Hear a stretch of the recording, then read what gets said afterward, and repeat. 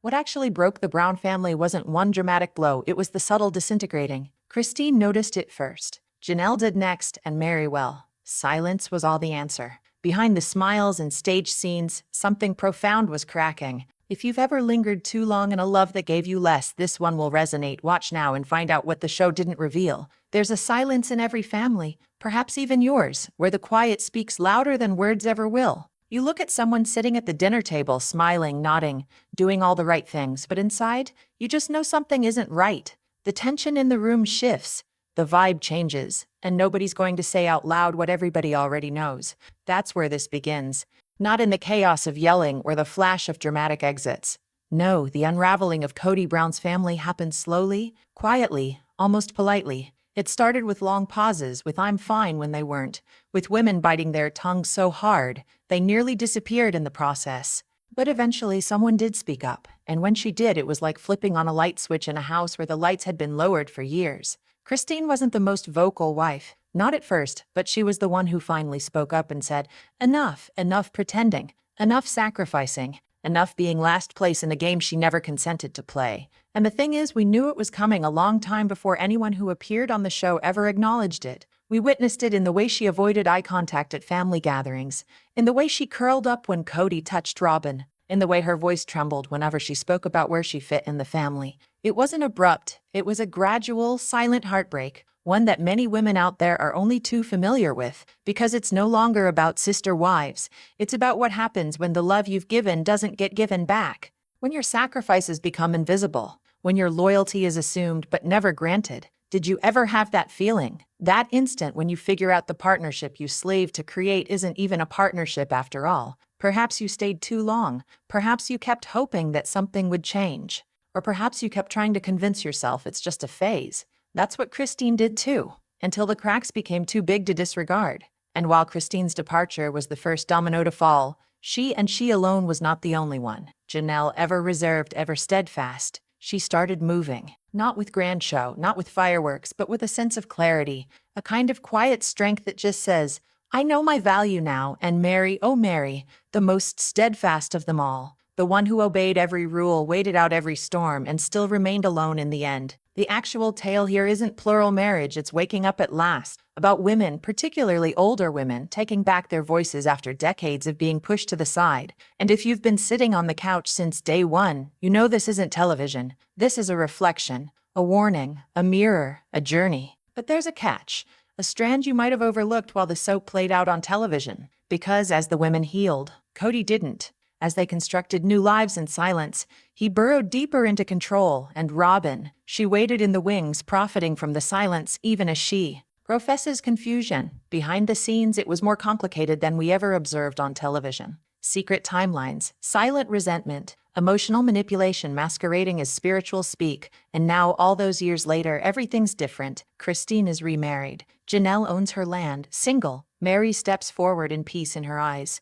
And Cody, he's attempting to reinvent himself with a men's retreat. Yes, you heard correctly. A man who lost control of the family he created is now giving advice to others. The irony would be humorous if it were not so painful. And here's where it gets even more interesting. There's buzz. Producers are speculating. And the fans, they're drawing conclusions the show never had the guts to. Because what if the narrative isn't finished? What if Meri, Janelle, and Christine will eventually talk openly? No cameras, no edit, no Cody-approved confessionals. What if the reality is even more outrageous than what made it onto television? If you've ever wondered what actually went down in the Brown household, the hushed betrayals, the emotional cold wars, the quiet strength, then you're in exactly the right place. This is not a recap. It's a wake up. So get your coffee, get comfortable, and let's take the journey, season by season, wife by wife, unpeeling the layers of the Sister Wives saga you thought you knew. And before we get started, if you're a fan of behind the scenes drama and deep dives such as this, be sure to subscribe to Sister Wives Daily Scoop. It helps more folks discover these stories, and believe me, you won't want to miss what's next. Okay, let's dive in. Christine left an impression immediately. By the second episode of Sister Wives, her voice was loud and clear, angry, emotional, and brutally honest. "I totally felt left out," she said. She hadn't even met Robin yet, and when she did, it was 4 weeks after the rest of the family had already welcomed her. That delay hurt, and she let no one forget it. Christine did not beat around the bush. She was furious. She felt like she lost her best friend, and even then she was not afraid to voice it. Christine didn't initiate the drama. She spoke it. Her pregnancy at the time appeared to bring down whatever filter she might have had, while other wives tended to work hard to keep things tidied up or PC. Christine was unvarnished, honest, open. In the same episode where Christine had revealed her anguish, Janelle had delivered a thoughtfully crafted phrase. All our needs are met, while covertly rolling her eyes at the emotional agitation around her. It was one of those phrases that conveyed more than the words.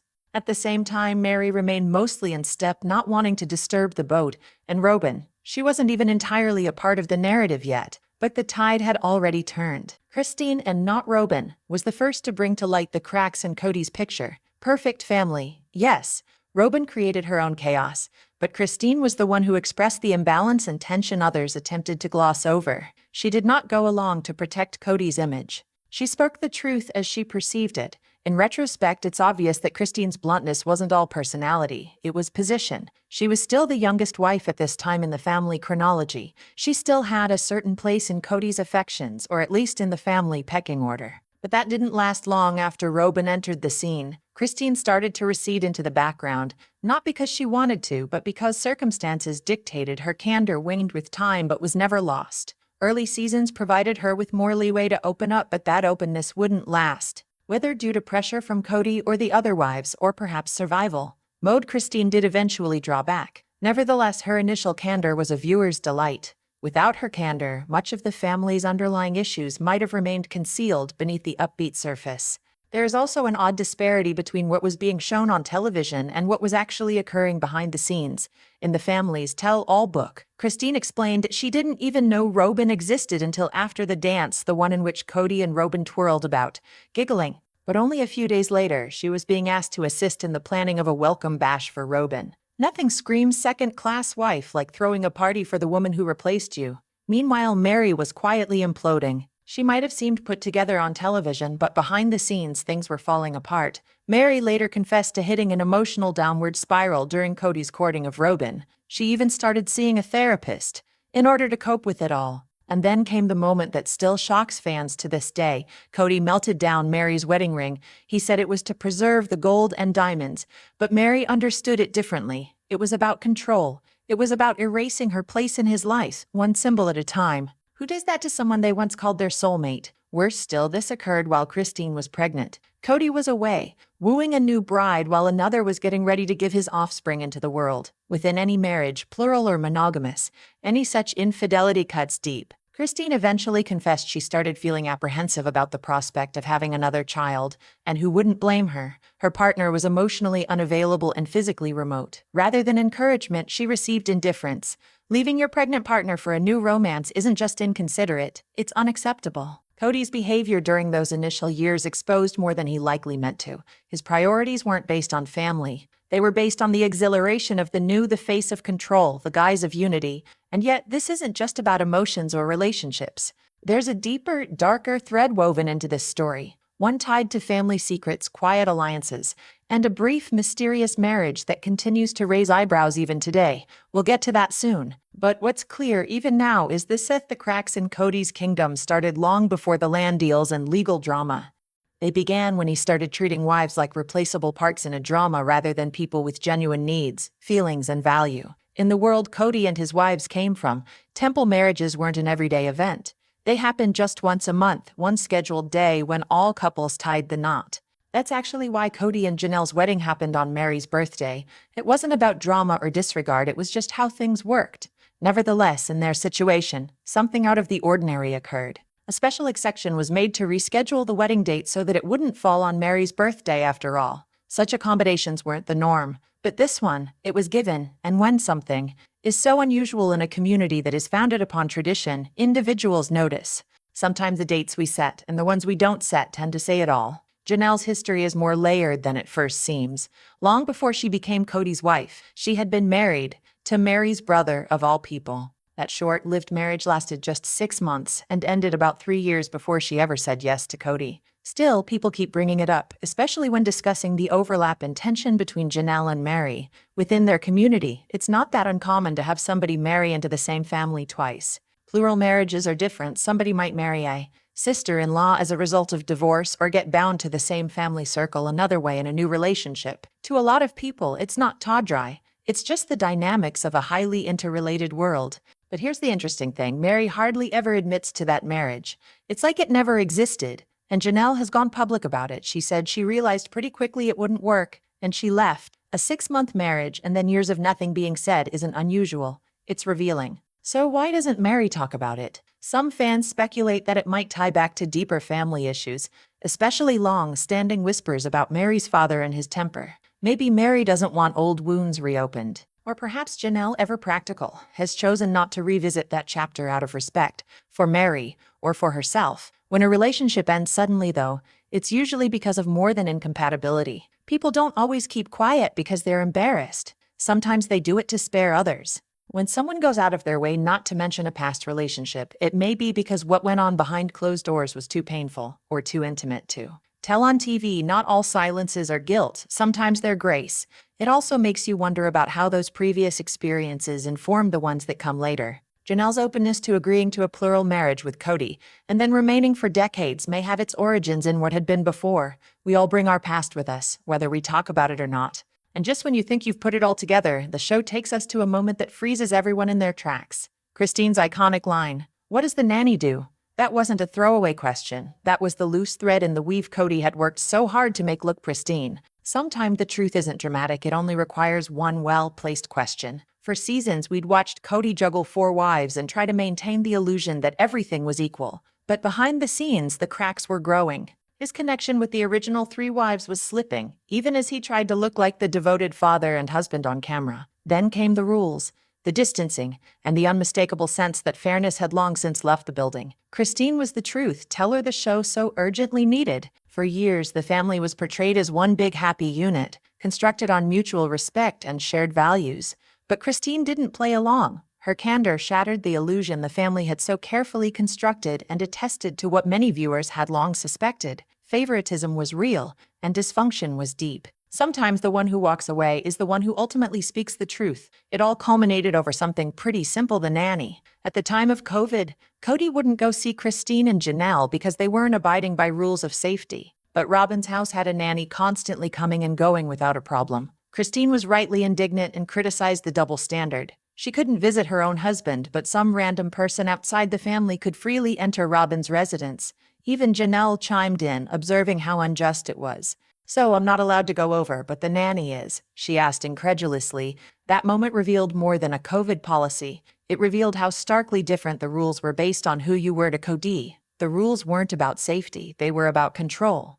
It wasn't only the wives who felt the imbalance. Cody's fathering also began to feel more symbolic than actual. Even though he was living in the same home during the lockdowns, he wouldn't even cross the hallway to hang out with his children. Meanwhile, older siblings such as Logan and Aspen were forced to step in and parent like parents when he didn't. And this wasn't new. From the start, Cody's hand-off style of parenting continued except when the cameras were rolling. He constantly complained he was too busy, but managed to find time to hang between homes and accomplish little. Whether it was in Lehigh or subsequently in Las Vegas, his perpetual motion didn't translate into getting his hands dirty. Busy doesn't always mean present. Menial tasks became laborious chores.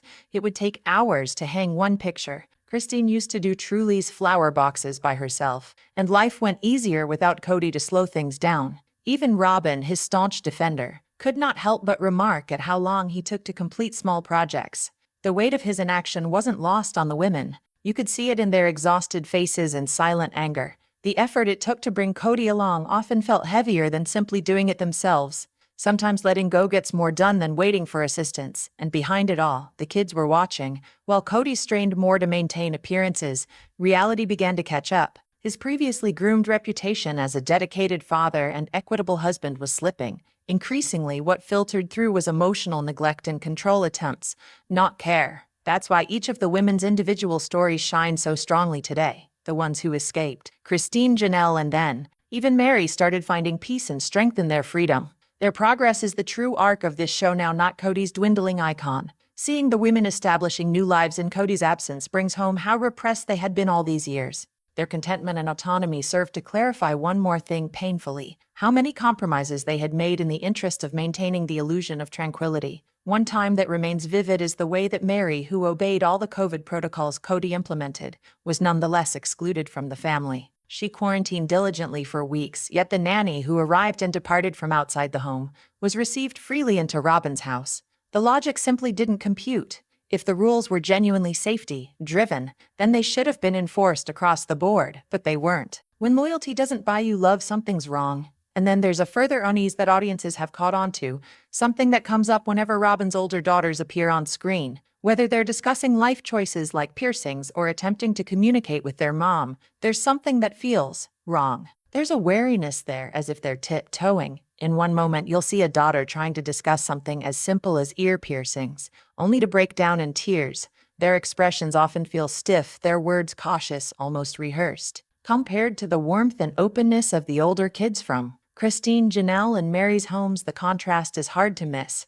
Not all silence is peaceful. Sometimes it's protection. Even the occasional emotionally naked moments, such as can be seen panic attacks or meltdowns, are more revealing than anything we might say. In those moments of exposure, it becomes more apparent that the serenity, often apparent on the surface, may be more about control than ease. Robin has frequently kept her children out of sight, invoking their privacy. But when they do show up, there's a jarring feeling that they've been drilled to look perfect, even if it means being genuine. That mannered style raises a question. What was the atmosphere in which these young women were raised? And then, before you can even think that Cody's emotional patterns have run their course, you recall Season 6, Episode 8 to be exact. Cody had Meri begging for months to have another baby. He would bring it up time and again, urging her to make a decision despite her reluctance. He presented having another baby as the next logical step and could not comprehend why Meri was not enthusiastic. Love is not a to-do list, and neither is having children. But then, as quickly as he began pressuring for it, he changed. He arbitrarily decided that they wouldn't be trying after all, and when Meri requested to discuss it again, to dwell on the decision a bit longer, he cut it off. "Let's just sit on it as a no," he said, and closed the door to conversation. And what's worse, he went on to spin the story afterward to make Meri sound like she was the one responsible for the baby talk. That's typical emotional manipulation, where the other gets made to feel confused or even guilty for what they never did. When a person alters the story to avoid taking the blame, the person was never telling the truth in the first place. There was one that left most watchers rubbing their heads in confusion when Cody mentioned IVF to Meri while on vacation in Mexico. It was such a grave, life-changing issue, discussed in such a peculiar context. By then, their relationship was already under tension. And considering Cody's history of behavior, such as not willing to contribute to covering necessary medical expenses for other kids in the family, the notion that he'd use thousands on IVF, and ofgan beith mat there's everything, and I think my QF of by think of cuth, mations, and the methkif, GBOE and rolcxc, and on ears and beefef and evdekan I say, there have been no kits tably weirshes, there's what with a woman he was no longer physically and emotionally intimate with, seemed more of a distraction than a strategy. When the future looks like a show, you recognize the past still lurks there. The timing for that discussion didn't quite add up either. If having children was important, they had years to do so. It arrived instead in pieces, some promise, some disappointment, and a whole lot of conflicting signals. Cody and Meri's discussions regarding children began to feel like more than family planning. They became talismans, means of grasping hold, distracting, or stalling upon having the uncomfortable conversations they continued to put off. Simultaneously, Robin's pregnancies were going smoothly, naturally, silently reinforcing the painful lesson that Meri's role was diminishing. In their worldview, sexuality is closely linked to the potential for children. So when that was no longer an option, Cody had a convenient excuse to step back entirely. By then, the writing was on the wall. The glue had been broken. The conversation about babies wasn't about babies anymore. It was about loss and the illusion of intimacy. When someone speaks of a future with you, but won't materialize in the present, you begin to grasp what's truly lacking. Christine saw it all for what it was, and even though she spoke of the advantages of plural marriage so often, you could sense the reservation behind her words. It wasn't conviction, it was hope in its holding on stage. Folks referred to her as the fun wife, but behind the jokes was a woman who bore some serious weight. Her anger with Cody wasn't about the little things. It was about feeling invisible, not loved, and disregarded. She wasn't being heard. And after all those years of giving more than taking, it finally caught up with her. Even at her family functions, Christine began wondering how she even bothered to attend. "It's just going to be a hostile environment," she once explained, "and nobody there even likes me." That's not despair, that's insight. You don't leave because you're emotional. You leave because you finally wake up. The cracks in her marriage to Cody hadn't been about parenting or household chores. They'd been emotional, deeper than that. Her needs weren't being met, and she wasn't going to keep faking it anymore. So when Christine did finally tell Cody she was leaving, yeah, it was tough, but it hadn't been sudden, it'd been brewing for years. Janelle noticed it coming too, she told us so. Christine leaving had seemed inevitable. Meri, however, had distanced herself emotionally months in advance. But whereas Christine wasn't confrontational, Meri wasn't either. She backed away, guarded, quiet, and whereas that might have appeared patient or composed, it was actually a kind of grief in slow motion. Early on, Meri did object to Cody occasionally, but when she did, the reaction was instant. And eventually, that conditioned her into silence. When speaking, up is too costly. Silence becomes survival. There was one time that really put Cody's double standard on display. When Meri asked him hypothetically how he'd feel if she had another husband, the question struck a chord. His reaction was quick, combative, and categorically angry. He didn't merely shut it down, he blamed her for attempting to trap him. Years later, when the topic arose again, his tone had not mellowed. Instead of listening, he fell back on icy judgment.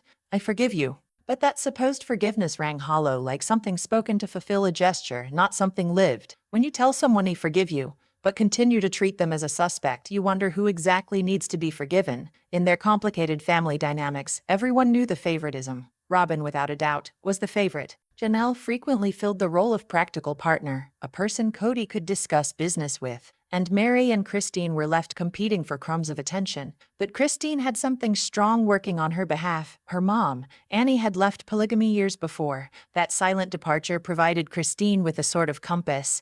She knew there was another way to be. And Janelle, always practical, gave her a warning as well. Plan ahead. Christine heeded it. She stalled, established a foundation. And when the time arrived, she didn't blink. Cody's response to her emotional needs had reduced to zero. No love, no closeness. And when their daughter needed life-saving surgery, Cody didn't even volunteer to be there. That was it. Christine relocated his stuff to the garage, and like that, the magic was over. There is a difference between walking away angry and walking away in truth. Christine walked in truth. Cody, on his part, attempted to spin it. He characterized Christine as emotional, irrational, impulsive. None of that jived with the facts, though. Christine wasn't crazy, she was direct. As Cody spiraled, she packed, planned, and pivoted. Meri's tale was much more complicated.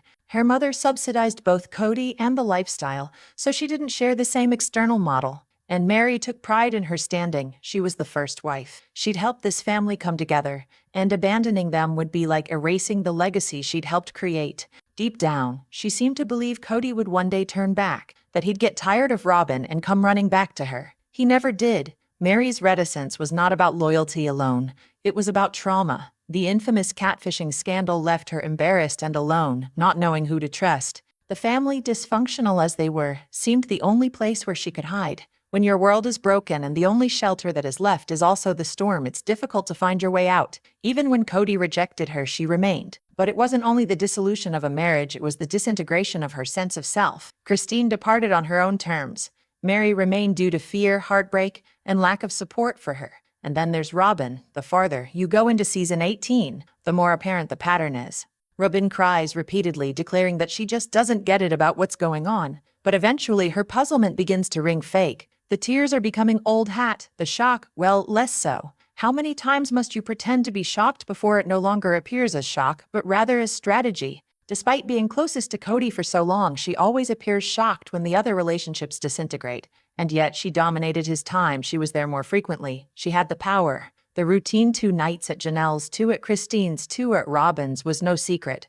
Renowin was aware. If Robin actually believed in the foundational principles of plural marriage, wouldn't she have striven to keep the other wives in the loop, included, informed?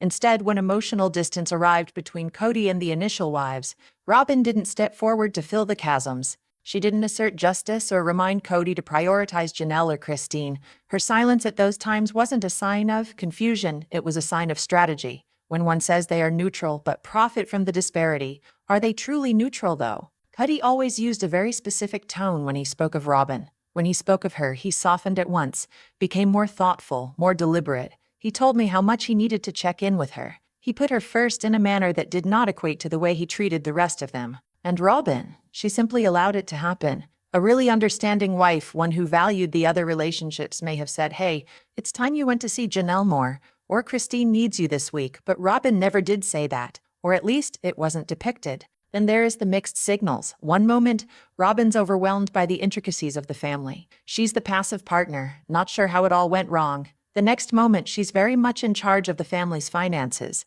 This is the same woman who showed up in the marriage with more than $30,000 in credit card debt and somehow ends up as the family money gatekeeper. How does one move from helpless to holding the checkbook without anyone being aware of the transition? Even more concerning is how she speaks of intimate moments from other relationships, stretch marks, weight gain, as if those experiences were shared with her. Yet there is no indication those conversations existed. It's the type of selective storytelling that comes across as less about empathy and more about performance. Then there was the financial turning point that fans still reminisce about.